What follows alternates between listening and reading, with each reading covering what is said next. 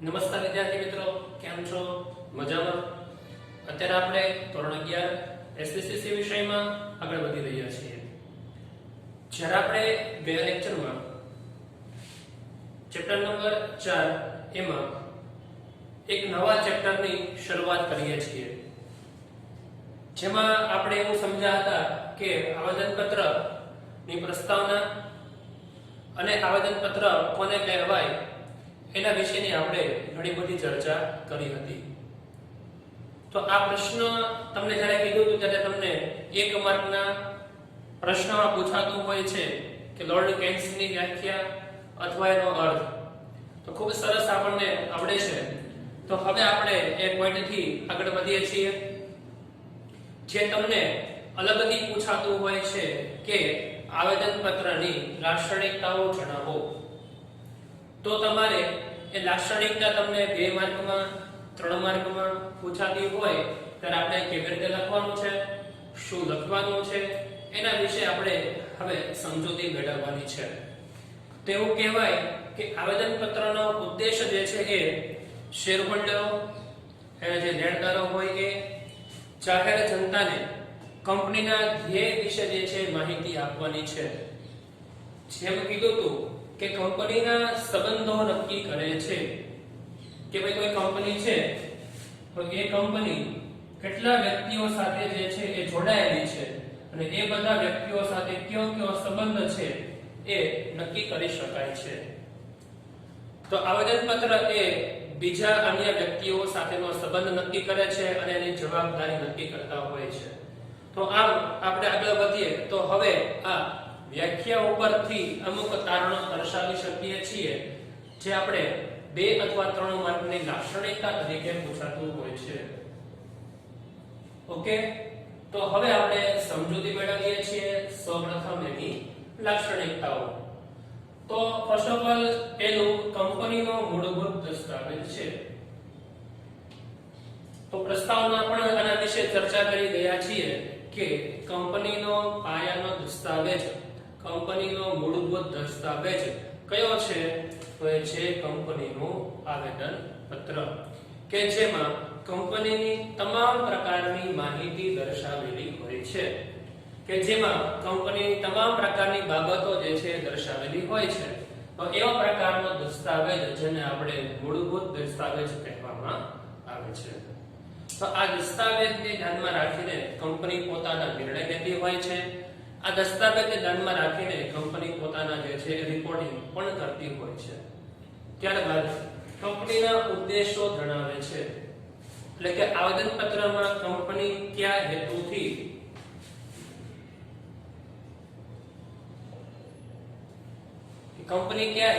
કામ કરે છે, કે કંપનીએ પોતાના હેતુઓ જે છે શું નક્કી કરેલા છે. અમુક કંપની હોય તો ટૂંકા ગાળા માટેની હોય, અમુક કંપની લાંબા ગાળા માટેની હોય છે, અમુક કંપની નિશ્ચિત ઉદ્દેશો માટેની હોય છે. તો આ બધું કંપનીના આવેદનપત્રમાં જ દર્શાવેલું હોય છે. એટલા માટે આપણે કહી શકીએ કે કંપનીના ઉદ્દેશો જણાવે છે.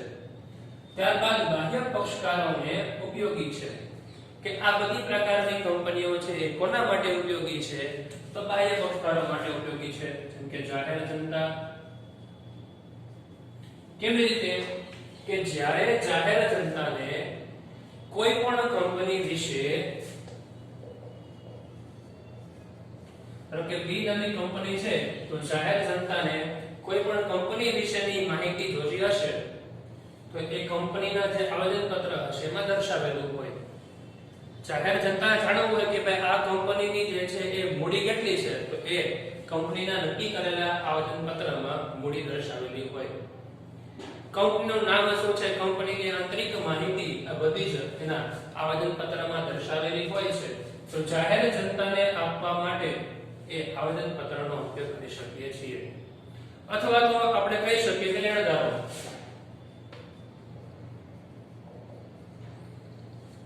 બરાબર. તો જે વ્યક્તિ જે છે એ કંપનીને ઓછીની મૂડી આપેલી છે, તો કોઈ વ્યક્તિ ઓછીની મૂડી આપી હોય ત્યારે આમ નામ તો આપશે નહીં. સપોઝ કે આપણે ઉદાહરણ લઈ લઈએ કે ભાઈ કોઈ વ્યક્તિ આપણી પાસેથી ઓછીના પૈસા માંગશે તો આપણે આપશું, પરંતુ ક્યારે? કે જ્યારે આપણને એના વિશેની સંપૂર્ણ માહિતી ખબર હોય ત્યારે, જ્યારે આપણને એના વિશેની સંપૂર્ણ જે છે ડેટા ખબર હોય ત્યારે, તો ત્યારે આપણે જે છે એના લેણદારો તરીકે એ કંપનીની સંપૂર્ણ માહિતી માંગશે, સંપૂર્ણ માહિતી લેશે. તો એ બધી જ માહિતી કંપનીની જે છે એ એના આવેદનપત્રમાંથી મળી જશે. કંપનીની સ્થાપના કેવી રીતે થઈ છે, શું નામ છે, એના હેતુઓ કેટલા છે, સ્થાપનાની મૂડી કેટલી છે, આ બધી જ માહિતી લેણદારોને પ્રાપ્ત થતી હોય છે. એ સિવાય ઘણા બધા વ્યક્તિઓ એવા છે કે જે કંપની સાથે જોડાયેલા છે, તો એ તમામ પ્રકારના વ્યક્તિઓને એના આવેદનપત્રમાંથી કંપનીની બધી માહિતી મળી જશે. બાહ્ય પક્ષકારને ઉપયોગી છે, જે કીધું કે ભાઈ જાહેર જનતા લેણદારો છે ઉપયોગી છે, અને કંપનીના અસ્તિત્વ વિશે અને તેની રજિસ્ટર ઓફિસ વિશે માહિતી આપે છે. તો આપણા માટે પ્રશ્ન આવે છે કે કંપનીના અસ્તિત્વ વિશે એટલે શું? તો એટલે કે અસ્તિત્વ વિશે એટલે શું? કે ઘણી વખત કંપની જે છે એ ફ્રોડ હોય,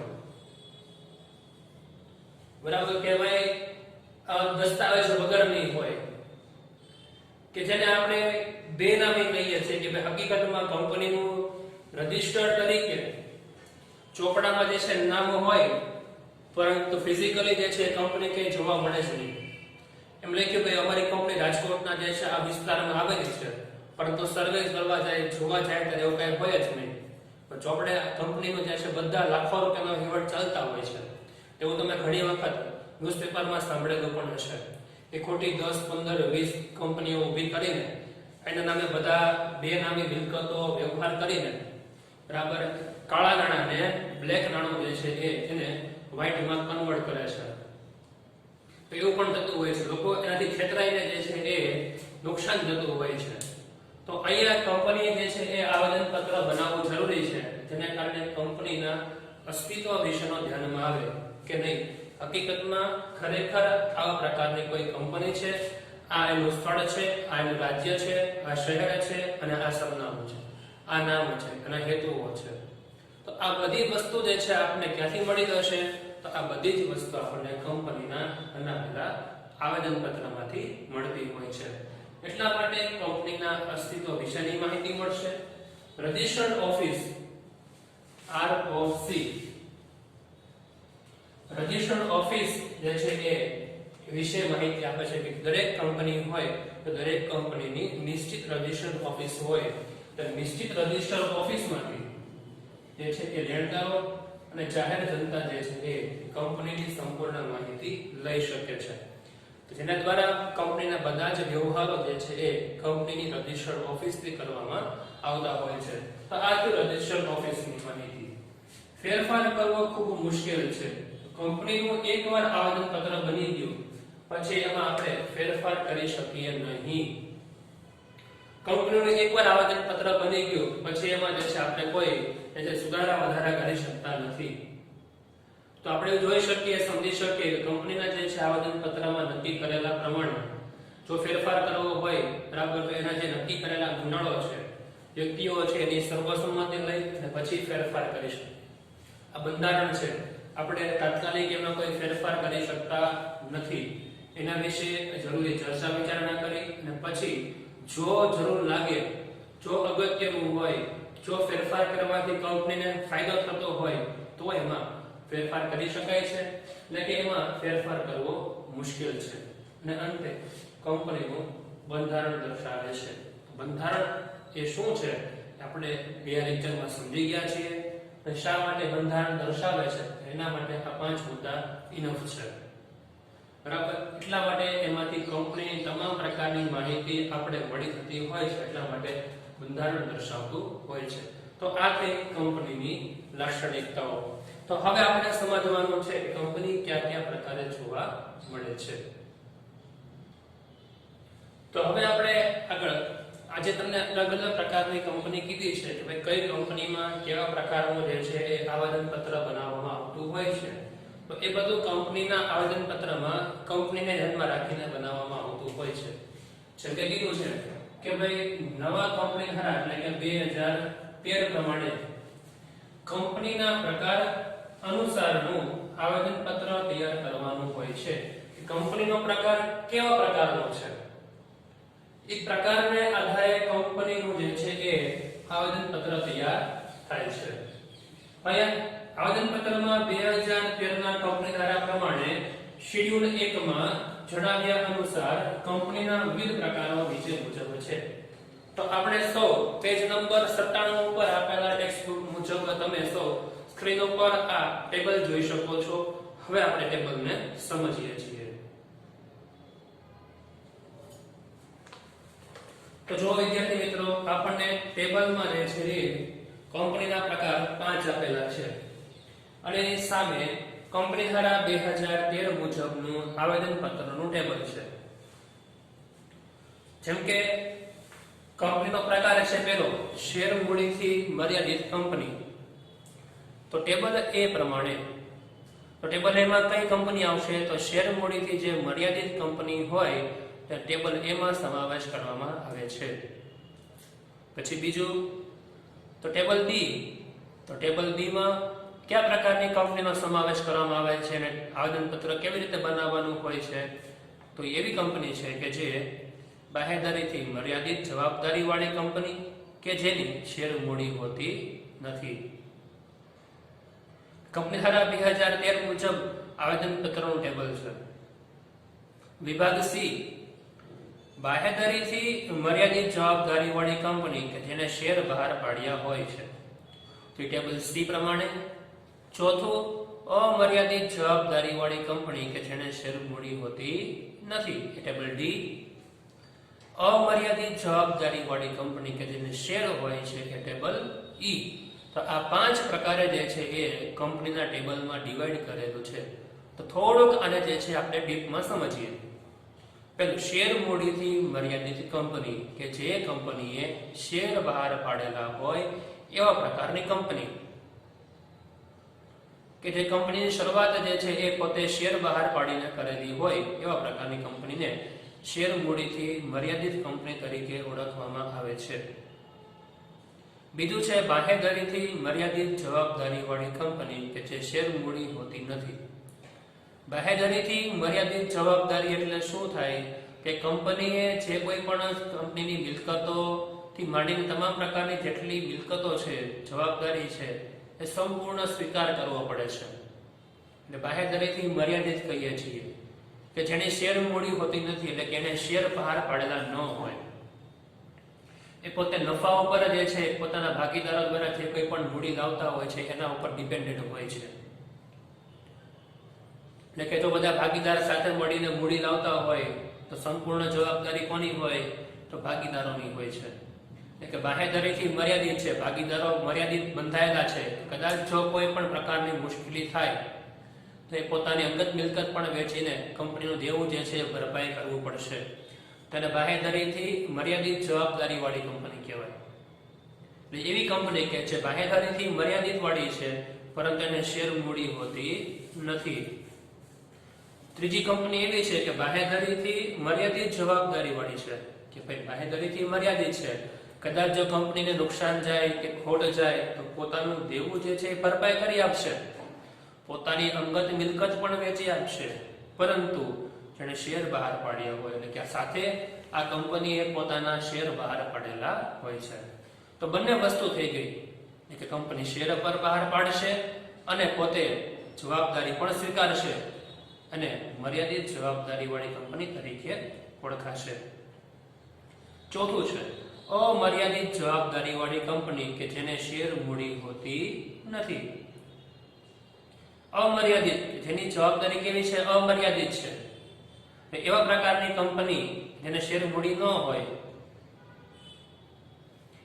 કે પોતાના દેવું ભરપાઈ કરવાનું છે છતાં પણ શેર મૂડી બહાર પાડતા નથી. અને છેલ્લું છે અમર્યાદિત જવાબદારી વાળી કંપની કે જેને શેર હોય છે. એ ટેબલ ડી ઈ પ્રમાણે. તો અહીંયા આપણે ટેબલ જે છે એ ખાસ પૂછાતા હોય છે કે અમર્યાદિત જવાબદારી વાળી કંપની કે જેને શેર મૂડી હોતી નથી અને કયું ટેબલ લાગુ પડે છે? તો શું આવશે એમાં? Table D. પ્રશ્ન પૂછું કે શેર મૂડીથી મર્યાદિત કંપનીને કયું ટેબલ લાગુ પડે છે? તો જવાબ લખવાનો ટેબલ એ. તો પ્રશ્ન પૂછાય કે ટેબલ ઈ મુજબ કયા પ્રકારની કંપની દર્શાવવામાં આવે છે, તેમાં લખવાનું કે અમર્યાદિત જવાબદારી વાળી કંપની કે જેને શેરો હોય એ ટેબલ ઈ માં આવશે. તો ટૂંકમાં આપણને ટેબલને આધારે ખબર પડી જવી જોઈએ કે કયા ટેબલમાં કયા પ્રકારની કંપનીનો સમાવેશ થાય છે. તો આવેદનપત્રમાં કંપની ધારાના table A, B, C, D અને E ની જોગવાઈ મુજબનું છાપેલું હોવું જોઈએ. એ યોગ્ય ફકરામાં હોવું જોઈએ, એના અનુક્રમ સાથેનું હોવું જોઈએ અને જ્યારે પણ આ આવેદનપત્ર બનાવવામાં આવે છે ત્યારે તેના સભ્યોએ સાક્ષીઓની હાજરીમાં સહી કરેલી હોવી જોઈએ. એટલે આવેદનપત્ર એક વ્યક્તિ નહીં બનાવે, પરંતુ વ્યક્તિઓનો જે સમૂહ છે કે તે બધા સાથે મળી નીતિ નિયમો બનાવે છે, તે લોકોએ સાથે મળી નિર્ણય લીધો હોય છે. એટલા માટે જેટલા પણ સાક્ષીઓ છે બરાબર, એ બધા સાક્ષીઓની સહી હોવી જરૂરી છે. એ બધી સહીને આધારે જે છે એ આ બનાવવામાં આવતું હોય છે.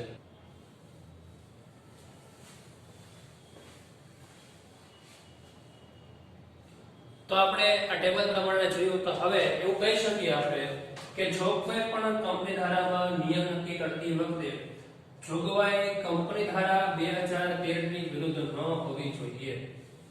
એટલે કે કંપની ધારામાં જે કંઈ પણ જોગવાઈ આપેલી છે કે કંપનીએ કઈ પદ્ધતિનું પાલન કરવાનું છે, કંપનીએ કયા નિયમનું પાલન કરવાનું છે, કંપનીએ પોતાનું કાર્યક્ષેત્ર કેવી રીતે શું કરવાનું છે, શું ધ્યાનમાં રાખવાનું છે, એ બધી જ બાબતો જે છે એ નક્કી કરેલી હોય એની વિરુદ્ધનું જે છે એ ક્યારે આવેદનપત્ર હોવું જોઈએ નહીં.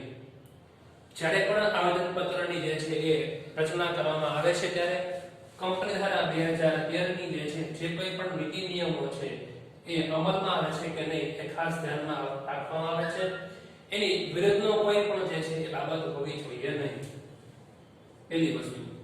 બીજી, આવેદનપત્રની કોઈ કલમમાં કંપની ધારાની વિરુદ્ધ હોય તો રદબાતલ ગણાશે.